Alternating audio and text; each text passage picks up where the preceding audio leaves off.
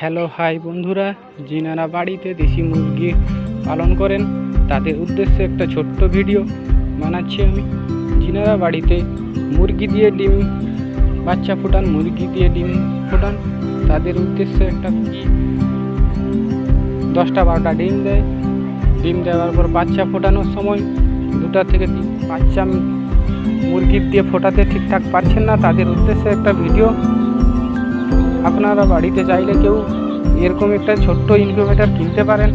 এটা হচ্ছে manual incubator. এর মাধ্যমে আপনার মুরগির ডিম দিয়ে মুরগি বাচ্চা ফোটানো সম্ভব। যদি কেউ এরকম মেশিন একটা কিনে রাখেন, নিজের বাড়ির কারেন্ট খরচে আপনি এরকম একটা মেশিন বাড়িতে বসাবেন। এর মাধ্যমে মুরগির বাচ্চা ফোটানো হয়। এটা হচ্ছে ম্যানুয়াল ইনকিউবেটর। এর ভিতরে আপনারা ডিম বসিয়ে দিবেন।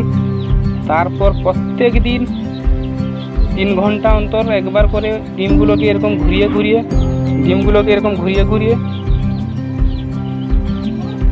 করবেন। 3 ঘন্টা অন্তর ডিমগুলোকে এরকম উড়িয়ে দিবেন একবার করে। তারপর 18 দিন এর ভিতরে রাখার পর 19 থেকে 20 দিনের মাথায় ডিম থেকে মুরগির বাচ্চা বেরিয়ে আসবে।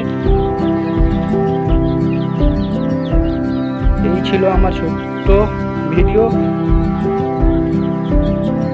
যিনারা বাড়িতে দেশি মুরগি পালন করেন তাদের উদ্দেশ্যে এই একটা ছোট্ট ভিডিও ছিল। নেক্সট ভিডিও আপনাদের দেখাবো অটো মেশিন এর ভিডিও, কিভাবে ফোটানো হয়।